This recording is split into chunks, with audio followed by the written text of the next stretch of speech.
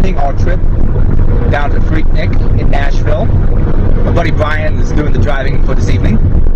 And hopefully we should arrive there in about 2.5 hours and see what events are going on. We're arriving on Thursday night just to get in on the early happenings and to meet and greet the people we know mostly only from online. Hopefully it should be a fun trip.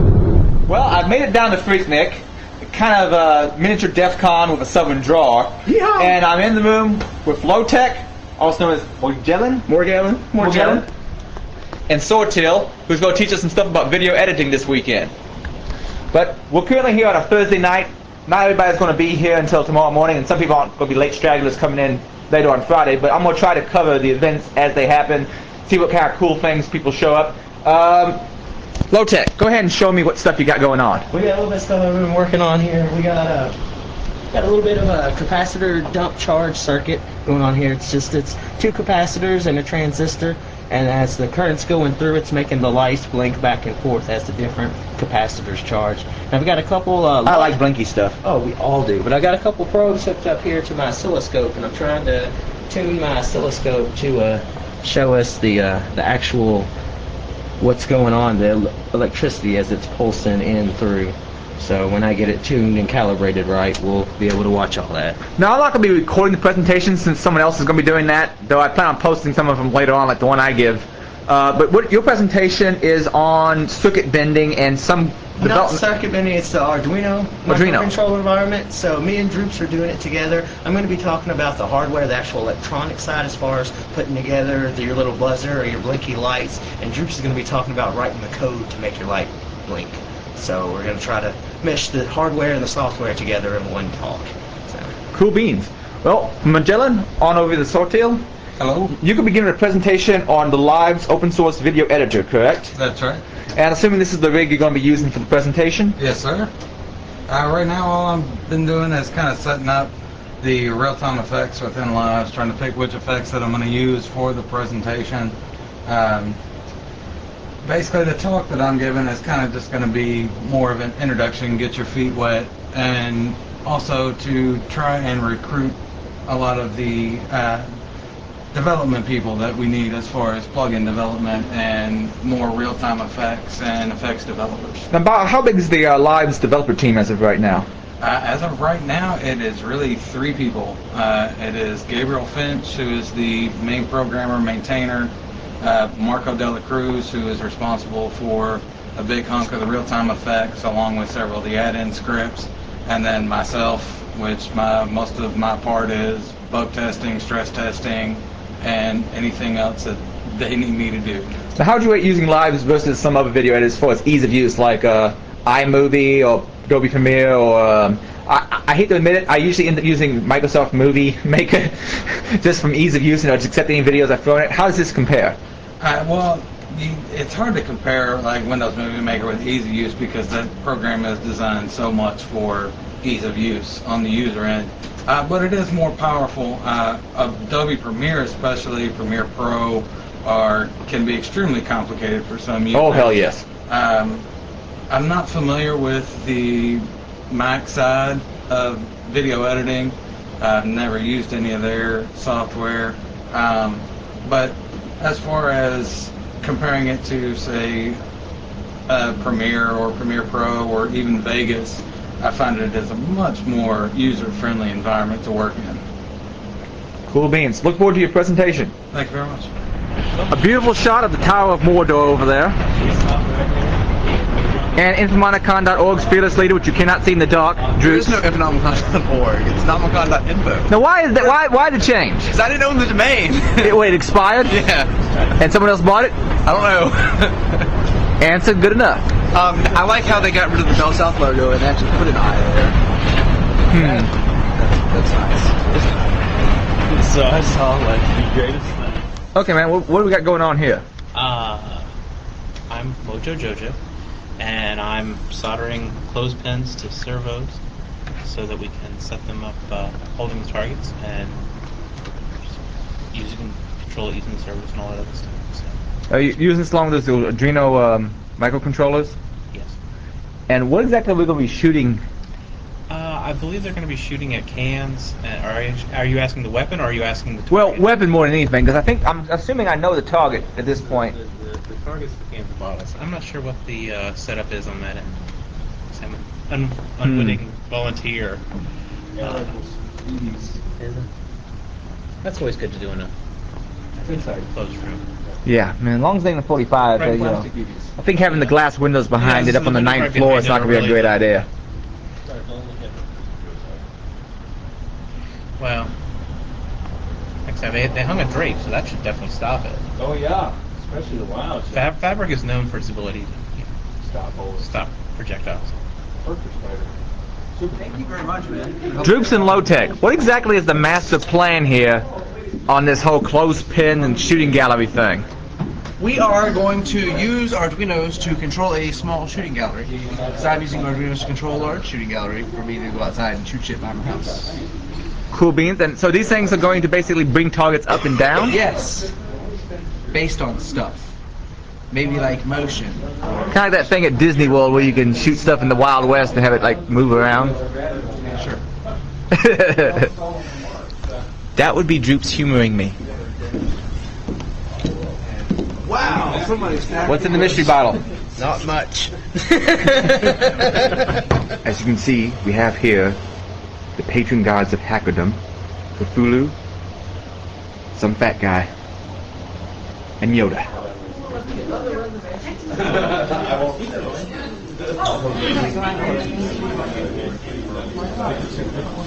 Thank you for going up and doing that. Now for the annual opening of the Conchwag. Let's see what they gave us this year. Got a guide. Should have a schedule or something in it. And let's see what else we got. Got a bag to carry stuff around in, of course. Scavenger hunt information. Wi-Fi waste. Which Bruce part of his family will probably win again this year. Ooh. Opaque bottle for mysterious liquids. With Nixon. Oh, love the quotes on the water. And some kind of, I saw this last night, some sort of funky bottle opener, which works in mysterious ways as far as I know, but it's got the Hacker Inside logo on it, so that's cool. And nothing in that pocket. Let's begin the con. BCD is a little bit different than normal binary, and what we got going on here is that it only goes 0 to 9. Okay, so we've got our normal 1s, 2s, 4s, and 8 column, which is represented by A, B, C, and When you D. get one of your kits, you have to take it all apart. They come just like this, which means that all the parts, all the pieces, the old receiver stub are still on there, all of the parts that you don't. This is the. That's the receiver jig. That's the receiver jig. Lovely press. You got a flat receiver over there? Yes. How you doing? Yeah. Jesus. Nice to meet you. How you doing? This goes on. See you on BinRed. Let's see. This is the kit, how they come. It goes like that. And then this gets bolted on top. And then you set it in here, and then you mash it down, and it bends the receiver, and you end up with.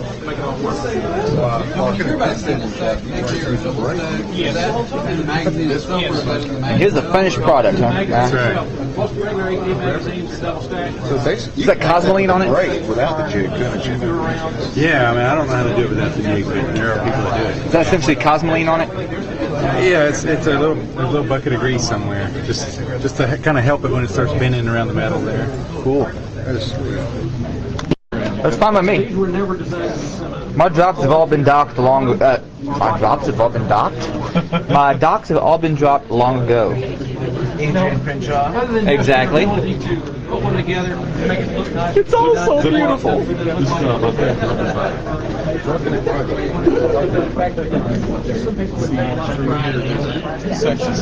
And each that part. Right about there.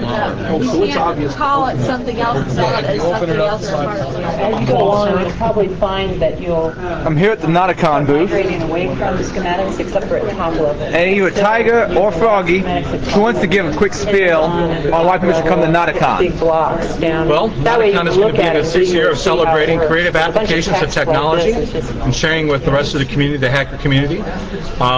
The reason you should come to Nauticon, we're going to be bigger and better than we've ever been You can, before. We have a new yes. venue, double You the can actually space, give more a games, sanity events, check. I use workshops, that and quite a hands-on bit in my everyday events so that people can job. not only You know, hear what's you going on, but synthesize participate something, as well. You write a piece of code, you think you know what Anything it's gonna special do. planned for this particular Then year? you go look at the schematic. Special things. What in particular we're going to be doing different? 10,000 flops in the way of Well, what I want to do. we're going to have a lot more workshops. We're going to So have that's a good tool also to look at the our schematics of what is one of our generated. workshop room. Well, the You can workshop room is also going to be look at the separated, so fitter, we can make a lot see more how noise, it's fitting do a lot more sound stuff, that and not logic bother anybody that's else. generated. So And you go entry, the block party is going to be back, synthesis, where and it we're still in the planning stages for next year. But maps it to these logics. we are going to add a game room, so we're going to have classic You games, can often catch like board really games, computer go-ahead games, things and have a whole fitter room of tools. things for people to do. It's like one gate at the far end. Hopefully we're gonna Another restart gate at Nauticon the Radio and do that other again. end chip. And It's this huge delay path. still up in the air. It just depends on what people want. The last year I was able to make it was 2007, and I had a good time. Is it the same hotel now? No, we've actually we spent the first 5 years at the Holiday Inn, and now we are going to the Wyndham, which is still in downtown Cleveland, actually around stuff. So there's a lot of restaurants, bars, and watering holes nearby. But the new venue we have is going to have about twice the space that we had at the previous hotel. Sounds awesome. Thank you much for your time. Thank you. Hi everyone, I'm Sky Dog. We're here at PhreakNic 12. We're going to do the Jay Ware chair toss. Last year Jay decided to become rather inebriated and toss a chair off the top of the building.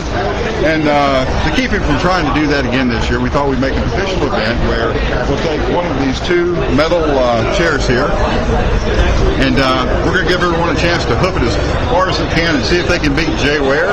Whoever the winner is, we actually have a prize for them, and we'll honor them later on by getting them completely drunk and throwing them off the roof of the building. So our game plan here is the orange line noted on the ground. Here is the starting point. You can't exceed the front side of that line. You have to stay on this side of it when you throw. If you go over, you're disqualified for that throw. The winning toss is farthest impact distance, not skid distance, impact distance from the orange line here. Okay. Theoretically, without destroying the vehicles or any other person. Typically me, because I'm going to be out there catching them. And last year he threw it off the roof? He actually threw from the 9th floor balcony on the back side of the building. That's a little bit of a distance, don't you think? Yeah, it's distance, yeah. Absolutely, absolutely. So, everybody understand the rules? We'll go over again if necessary. We're getting there. Am I taking pictures of this guy? I want the phone call on Monday. You did. What?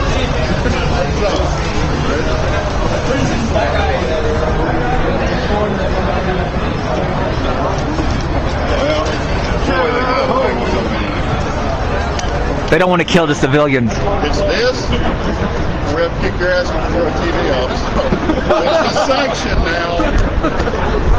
Just catch it around. Seriously, I went in, we found a good, got the right balance, we did chair specs, we know what we're going with, so.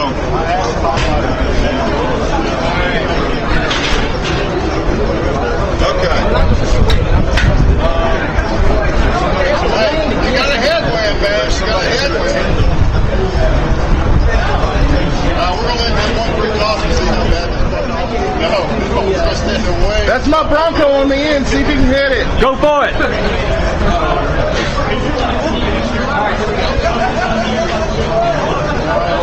Go where? That's the only thing I can do. That's not bad. Hey, you're way this side of the light, baby. You can do it! I believe in hope! Oh, shit!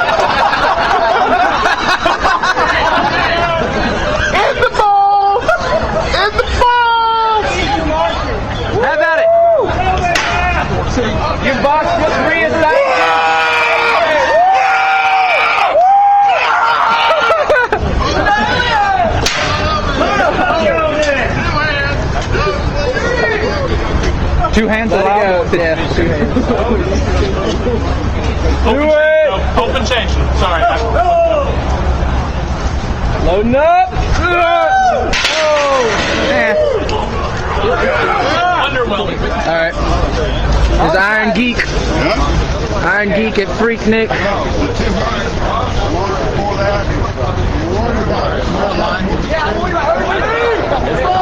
Overhand, one hand. Where's the line for the chair? Right here. You're in it. See what he's got. One arm. This is a new technique. Oh! I am the champion! Nice throw. Hey, you know, I was wrong about the aerodynamics. I should have put a little planing in there. Yeah, I got it. I'm afraid if I get in those cars, if you do this. That's what I was thinking too. Oh, that window over there, like one guy almost did.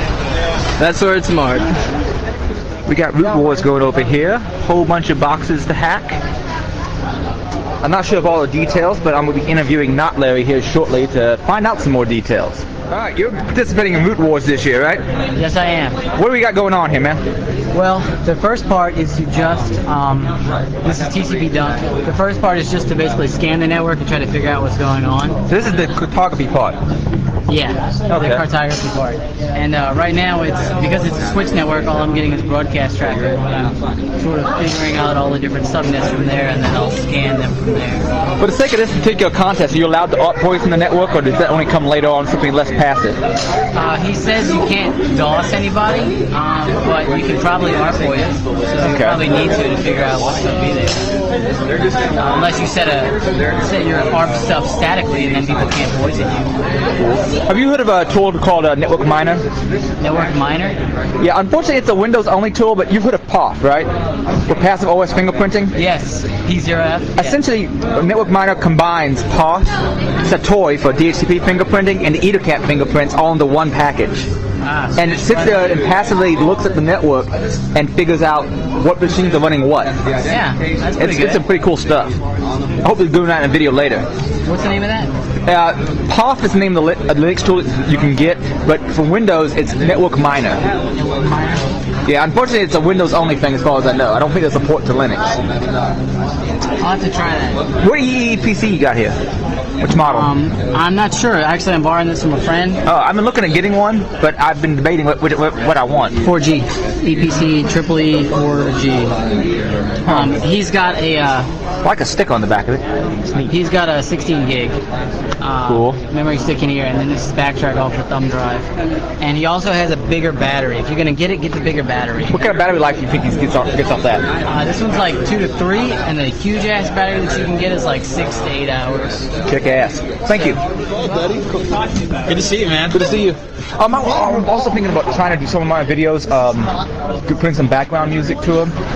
I will talk to you about sometime about maybe getting something. Of course, I'll put a link to your website and who you are and who's performing the music. Yeah, you're welcome to put any of our music. Just hit me up, let me know when you do it. That way I can link back to you. Cool. That's all that I'm trying to do. Is, thank you. You know, pull in my fans that may not know you. All right. Are you performing tonight or tomorrow? 10 o'clock. Okay, cool beans. I'll be like standing on chairs. I'll be down there. Yes. E for 8. Doing the same thing he's doing, scanning, but using just different tools for the same thing. You know anybody's running a wall of shame of sorts this year or not? I know previous year someone's had one up. I believe it is on there. It's on the PhreakNic.com. PhreakNic.com. Okay. But I have used definitely that thumb suck. Oh, yes. Copy everything off of there. I figured that might be of use, and I'm not much of a coder. I just occasionally come up with an idea like, you know, you could really find a lot of information this way. Right. My last job, I actually had to get some information from some of the higher up kids. All right, now you're running Root Wars this year, right? Yeah. Tell me the details of what's going on, what the rules are, how this game is being played. The initial attempts are to find the network, map the network. We're having cartography run. See what you can find about what's on the network. Cool. Make a list of ports, servers, whatever you find, and then turn it in. And It's all footprinting for right now. we'll play that like a Boggle game. Footprinting and So- enumeration.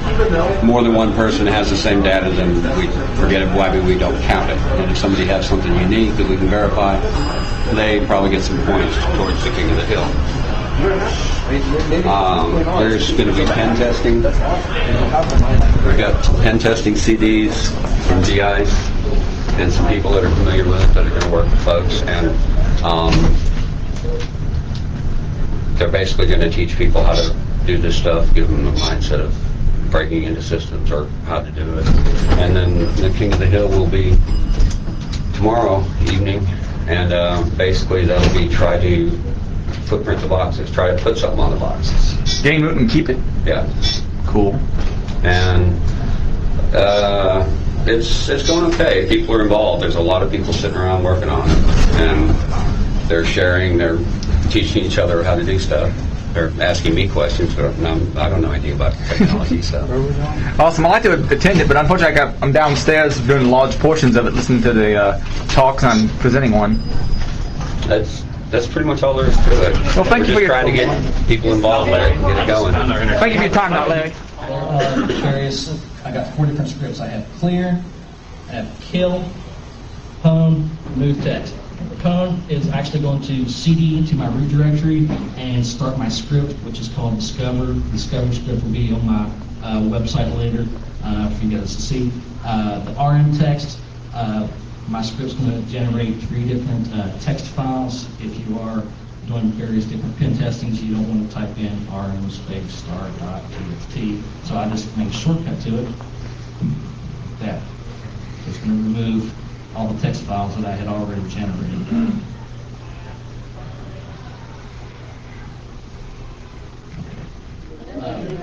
Alright, this is Irongeek here, sitting out in the lobby at PhreakNic 2008. Now, I showed you just a little bit of John and Lee's presentation, hacking iPhone apps and so forth. Now I'm going to show my little personal mobile hacking tool off. I'm going to do what's known as blue casing or war nibbling. Essentially, it's kind of like war driving, except for you're trying to look for Bluetooth devices. You could walk around a parking lot and see what, Bluetooth devices people have in the area. So what I'm going to do is I have the Debian change root application installed. So essentially, I have Debian on this system where I can apt get any old Debian package I want, pretty much, as long as there is an ARM version of it. All I have to do is issue a command. By the way, this is my Nokia N810. Runs Linux. And let me see if I can get this running. The focus on this Adaptec is not exactly what you'd call all that quick. But I'm running BT Scanner. It loads up. I'm going to hit I to do an inquiry scan. You can also do a brute force scan. This brute force is Bluetooth IDs, but that's going to take a little longer. And it's probably not going to be very practical for this. Now, anything that anybody has the Bluetooth in discovery mode, I should eventually see on this list. Like I just found somebody. I can then select them off the list. Like you see, it found someone. Monkey Say What is the name of this particular Bluetooth device. And you see it has a few more. But I can choose a Bluetooth device, hit enter on it, and pull up more details. And this is a real major problem focusing with this particular device. You can see when it was first seen, when it was last seen, what kind of device it is, in this case a smartphone. If you go down far enough, you'll find out what services it offers, like Obex push, all that kind of stuff. What vendor that particular, well, what amounts to a Bluetooth MAC address. They don't call it a MAC address, but that's essentially what it's like. You see what vendor it belongs to, and a little bit more information about it. Oh, I'm too loud? Oh, sorry, that's okay. I'm not trying to bother you. I'm just making noises. Oh, that's alright. And let's see what else we found. We found someone's BlackBerry. We found somebody's unknown device, I think. And I'm going to walk into the main convention area and we'll see what extra devices we find. I gotta stay quiet though, because I don't want to interrupt the speech. That's okay. My note here says, oh, you don't have to worry about getting the phone out. I still go ahead and make sure the phone's off. You should leave the phone in there. You should leave it in there. Everybody freaks out about it. I'm going to put my beer on top of that. It's going to ruin the taste of it. Absolutely not. Been doing it for years. Go on top of the phone. The way you think of it, if you clean everything correctly, then it should already be all on. Well, this Andrew guy is the only extra thing I found, unfortunately. So I'm going to move a little bit closer to the reception area where everybody's registering and see if I can find anything interesting. And the light just went out. Well, I think the unknown device has been resolved to be something called Phil phone. And again, I was having more trouble keeping the gun from jamming over it. As you can see, the Adaptec Action HD isn't exactly quick on the focus, but once you actually get the macro mode working, it does a pretty good job. What can you expect for a cheap camera? Natively, Windows run just as fast as any hardware. Unfortunately, you know, getting hackers together is like herding cats. So when we're actually going to get there, I don't know. But when we get there, there's going to be big. We'll be there in a couple hours. Couple hours. Ah, that's good enough. Now, I'll tell if they really want, which they pursue me, and I said, well, then I want this, and they said, okay, and I went, okay. Then you don't have an excuse. Yeah. Right. Okay. You know, about to get off right on. I don't know if I brought any cards. Again, it's also beautiful. It's on. Fish balls? Do we have a drinking problem there? Never. I think we did. Look, he's done. Cheers. Oh hell.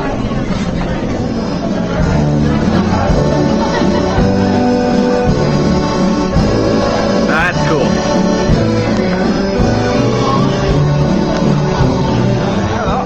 We're now upstairs on the 9th floor, and I'm blinding DOS Man and his girlfriend. How you doing? And They're been around forever. what's Now I got some single board. I'm checking out the pizza. That's not pizza. You seen the breadboard? That's good. OOPIC. No, check that out. Is that like a stamp? Pig stamp? Oh, it's like a stamp on it. It's $5. It's full of stuff. Yeah, it's programming in a Visual Basic like. He's got all sorts of little pretty lights flashing. What's up, Zach? Not a whole lot. How's it going? Good to see you. It's going okay, man.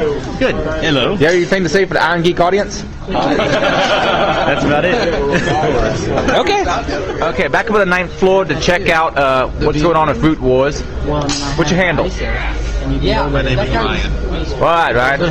What's the current status of Root Wars? What stage are we on as far as the process? About halfway between silver and bronze. That's a lovely process to be part of, yes. Progress is slow, though. So we're still just doing enumeration, pretty much? Sort of. I'm just writing to see if I get a password. Cool. So I have the backtrack 2 and backtrack 3, but it's an old beta. Oh, yeah. So I don't have a newer one. There's no way to download it unless you go to a whole another hotel and use their network. Yeah. But I've been told that it's port 80 that's messed up. So if you use some other port to download, you're okay. Yeah, the squid proxy's a little loopy. I've been remoting out on my phone, which quite frankly is the only real safe way to do it. That's probably why I'm not getting any keys. I'm not getting DPG keys for any of these packages. So they're probably replacing all my packages with their own. Yeah. Shouldn't be downloading any of those packages. I don't care about this thing. And what step in the process are we on? We haven't been here that long, to be totally honest. We're not actually officially in the contest. I think we came after they shut down the actual part. I just walked up and I was like, "Hey, you guys mind if I hang out and shoulder surf and see what I can learn?" And they were like, "Sure, sit down and plug in." So we did. Apple Darwin. So I think those guys over there are a little more serious about it than. Gotcha. Well, I'll tell you what about those fellows over there is one of them kept saying that there's an Apple computer on the network. Because he's like, I'm scanning and I'm telling you there's an Apple computer on the network. And he's the only one with an Apple computer on the network. So he might be scanning himself. Well, you know, sometimes it's fun to scan yourself. I mean, yeah, okay. So should I be attacking Hack Me that Irongeek that'll work? Yes, definitely. Everybody here can DOS hackme.irongeek.com as much as they want to. DOS it. Who's it pointed to? Hackme.irongeek.com. Go ahead and DOS it as soon as you want. Okay. Now, see, if I'd been a real punk, I would have pointed to the FBI and the NSA. Which is completely, valid way of doing it. What's up, Jukesy Boopsy? What's up, Iron Geek? It's all good. So you sucked at that chair throwing contest. Yeah. Hey, I did it one-handed and overhanded. Droops is now blind, and he deserves it. Pretty blind. We have operator here from allmccurdy.com. What you got going on here at FreakNic? Replace all executables with a 301 redirect to my payload. I've seen that built in, I found doing some work on that stuff, 'cause that's pretty cool. Yeah, and it's all Irongeek's fault because he gave me the EtherCap front, and I just went from there, and I said, oh, what can I do? I just wish there was more documentation on the thing. Well, if you look online for anything EtherCap, you always end up with Irongeek. And the thing is, I don't know shit about it, to be honest with you. That's the crazy thing, is like there's no like people that really do it. I guess they already know everything about it or whatever. Is the project dead? I mean, EtherCap hasn't been updated in a couple years, right? That's the main problem. And by the way, the Windows port doesn't work. It kind of crashes with the shit. As good. I've been messing with it. The EtherCap for Windows. It was crashing left and right for me, but the Linux version works fine. Oh yeah, works fine. I did the 302 redirect, any executable, which was based on the evil grade thing that Paul.com Security Weekly did. It's for Apple, JavaScript, and stuff that'll redirect to a download. Yeah, a guy named John Strand. If you check out my website, he did a video on using evil grade. That's really cool. Yeah. And he sent that. That's where I got the original idea. I was like, who cares? Why not just replace every single executable with my fucking 301 redirect? Whether or not it's going to work with all the... Yeah. For those who don't understand exactly what he's saying, he's basically saying if someone's using, any kind of HTTP transfer to grab an exe, it sees it's an exe and goes, let me do a redirect, which is part of the HTTP protocol, and let me make them download this exe instead. This exe is of his choosing. Now the problem is, and he's trying to figure it out, and now that he's told me about it, I'm going to try to figure this out. The problem is, when you do the redirect, the file name is not what they expect. Yeah. You can do something generic, like set up that exe, and most people probably run it. That would be the idea. But ideally, if they're downloading Firefox.exe, you want what you're redirecting them to be is Firefox.exe. Which for some reason or other I can't get EtherCap to do what I want it to do. But both of us would probably better explain this whole concept if we had been imbibing less. Well, what was the guy? Ben, the infosec guy. He was using 302 redirect stuff with Apache to do a transparent proxy to basically do the same thing that I wanted to do. There's a few ways to do it, I have to imagine. Yeah, I know that Apache can do the 302 redirect with a transparent proxy to whatever exe. Whether or not it's going to be the same thing that I was doing with the executable, it's going to be the same name, but I don't know. But and Jay Bill's been messing with some. Jay Bill's been creating something called Midler, has he released the code for that yet? Yeah, it's supposed to come out, and then there's the whole eater. What do you call it? The whole Kiz Metasploit. Oh, called Metasploit. Our Metasploit. I heard the Paul.com guys talking about that code. And then there's the Fawn router stuff that the Hack5 guys did, which that's $40 for the card for the box. So for the Fawn? I might do it, yeah.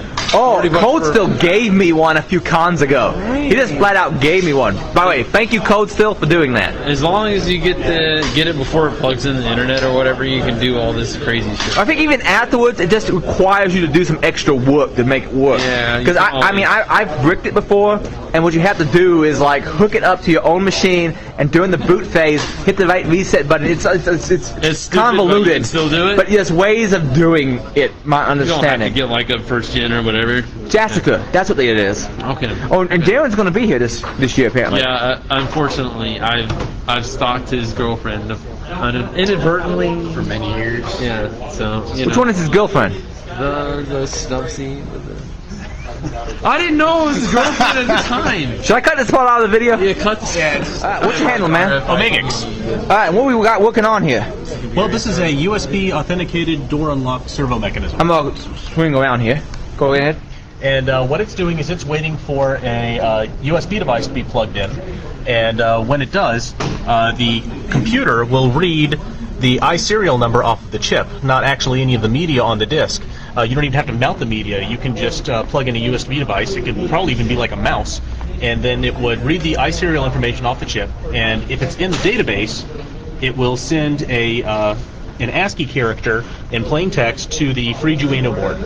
And then the FreeGuino board instructs the servo to turn to the correct position. Now, the FreeGuino board, let's say you're on the inside of the door and you want to get out. You can hit the button and this will unlock. As long as this is closed, it will lock back in 5 seconds. But let's say the door is open. This is going to remain in the unlock position until you shut the door, and then 5 seconds later, it will come in and lock back. How does this differ from popular RFID shenanigans? Well, RFID, one of the situations, it's still cost prohibitive to go in and steal people's RFID tags, but it can be done. You can just carry a reader in your pocket and go and say, oops, I knocked into you, and all of a sudden you have the information. You take that home, you write it to a badge, and now you can get into wherever that RFID tag is. Now, if you steal someone's USB key, you still have to go in and get the iSerial information off of it, and if you wanted to duplicate it, maybe you have to do hardware emulation. I'm not sure. I'm sure it could be done. Anything could be hacked, but it would probably be cost prohibitive and difficult. The average hacker, or the average guy who's breaking your home, he's not going to take the time to hack it. He's just going to kick your door in. Of course, it's a deadbolt. It'll be much harder to kick the door in. Yeah. And in theory, you can program this to accept a much more complicated key off of the thumb drive itself, off of its FAT16 formatted partition. You could do two-factor authentication. You could do the iSerial number and then a file, whether it be encrypted or not encrypted. Something you have and then another something you have. So I guess that's one factor. Jack in a thumb drive and it acts like a key. Right. And this is all using the Arduino system, Droops and Low-Tech were talking about earlier? That's right. It's using the FreeGuino, which is an Arduino knockoff. The Diasimila, I may be pronouncing that incorrectly, board. So how much does this entire assembly cost, excluding the computer? Excluding the computer, about $60. The servo's about $12. The FreeGuino, I've heard you can buy for $20. I bought this one for $36 because it was already populated. And then, the Tupperware container, it's just for display because it's a prototype. It's just meant to show a proof of concept. It keeps it fresh. You're right.